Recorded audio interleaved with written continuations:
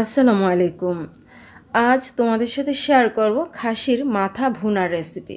খুবই সহজভাবে আর অনেক বেশি মজাদার, কোনো রকম গন্ধ ছাড়াই এই রেসিপি তোমাদের সাথে শেয়ার করছি। দেখে নাও বন্ধুরা।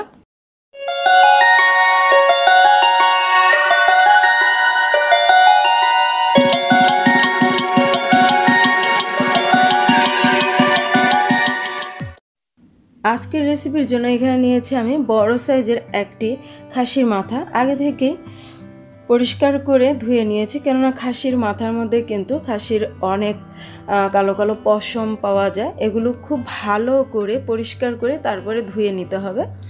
তো আমি ভালো করে ধুয়ে পরিষ্কার করে নিয়েছি। এখন রান্না করব। চুলায় প্যান বসিয়ে দিয়েছি প্রায় 1 কাপের মতো তেল। এখন এখানে দিয়ে দিচ্ছি কিছু তেজপাতা, গোটা গরম মশলা। তো একটু নেড়ে চেড়ে এগুলোকে ভেজে নিচ্ছি। খুব সুন্দর একটা ফ্লেভার চলে আসছে। এই পর্যায়ে এখানে অ্যাড করে দিলাম 2 কাপ পরিমাণ পেঁয়াজ কুচি। এখন এখানে অ্যাড করে দিলাম পরিমাণ মতো কিছুটা লবণ দিয়ে এবার নেড়ে চেড়ে একটু মিশিয়ে নিচ্ছি আর পেঁয়াজটাকে একটু হালকা ভেজে নেব। তো পেঁয়াজটা এখন হালকা ভাজা হয়ে গেছে, অনেকটা নরম হয়ে গেছে, দেখতে পাচ্ছ বন্ধুরা। এই পর্যায়ে এখানে অ্যাড করে দেব আদা রসুন বাটা। এখানে আমি 2 টেবিল চামচ পরিমাণ আদা রসুন বাটা দিয়ে দিলাম। দিয়ে নেড়ে চেড়ে আদা রসুন বাটাটা একটু ভেজে নেব যেন কাঁচা গন্ধটা চলে যায়। এই তো আদা রসুন বাটা কিন্তু ভাজা হয়ে গেছে। এই পর্যায়ে এখানে গুঁড়া মশলাগুলো অ্যাড করে দেব। প্রথমে দিয়ে দিচ্ছি এখানে 2 চা চামচ পরিমাণ জিরার গুঁড়া, দিয়ে দেব 2 চা চামচ পরিমাণ ধনিয়া গুঁড়া। এরপর এখানে অ্যাড করে দেব হলুদ গুঁড়া 2 চা চামচ পরিমাণ, দিয়ে দিচ্ছি মরিচ গুঁড়া 2 চা চামচ পরিমাণ। ঝালটা কম বা বেশি দেওয়া যাবে। এবার মশলাগুলোকে নেড়ে চেড়ে একটু মিশিয়ে নেব। চাইলে এই পর্যায়ে গরম মশলার গুঁড়াটাও কিন্তু অ্যাড করা যাবে। আমি যেহেতু গোটা গরম মশলা অ্যাড করেছি, গুঁড়া মশলাটা পরে অ্যাড করে নেব। সামান্য পরিমাণে পানি দিয়ে দিলাম মশলাটাকে খুব ভালো করে কষানোর জন্য। তো পানিটা দিয়ে আবারও নেড়ে চেড়ে মিশিয়ে দিচ্ছি। এরপর বেশ কিছুক্ষণ এই মশলাটাকে কষিয়ে নিয়েছি। দেখতে পাচ্ছ বন্ধুরা, প্রায় 10 মিনিটের মতো কষিয়ে নিয়েছি। তেলটা উপরে ভেসে উঠেছে। এই পর্যায়ে আগে থেকে ধুয়ে রাখা সেই খাসির মাথা দিয়ে দিচ্ছি।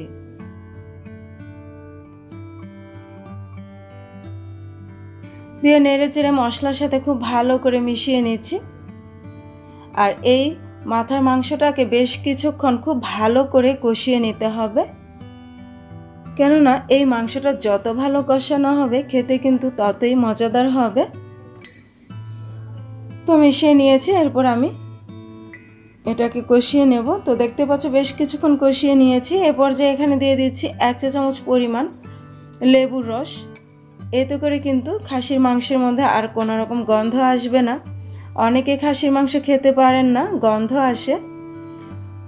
তো মাংসের মধ্যে কিছুটা এরকম লেবুর রস দিয়ে দিলে কিন্তু আর গন্ধ আসবে না, খুব ভালো একটা ফ্লেভার চলে আসবে।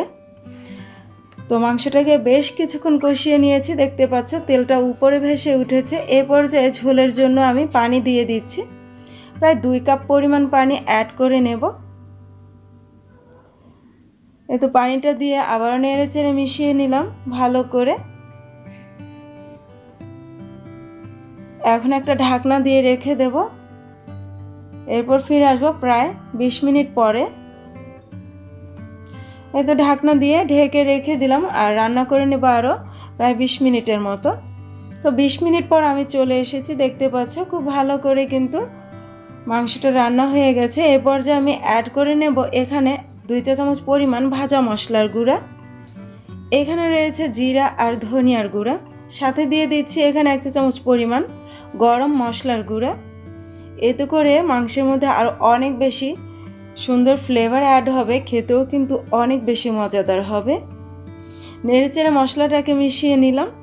আরও প্রায় 10 মিনিটের মতো রান্না করে নিয়েছি। দেখতে পাচ্ছ মাংসটা কিন্তু এখন প্রায় রেডি হয়ে গেছে। দেখতে পাচ্ছ কতটা লোভনীয় হয়েছে এই খাসির মাথার মাংস। এভাবে নেড়েচেড়ে আরও প্রায় 2-3 মিনিটের মতো আমি রান্না করে নিয়েছি। এখন চুলাটা অফ করে দিয়েছি আর তোমাদের সাথে শেয়ার করছি এটার ফাইনাল লুক কেমন হলো। দেখতে পাচ্ছ কতটা লোভনীয় হয়েছে এই খাসির মাথার মাংস। আশা রাখছি রেসিপিটি ভালো লেগেছে। আজ এ পর্যন্তই। আল্লাহ হাফেজ।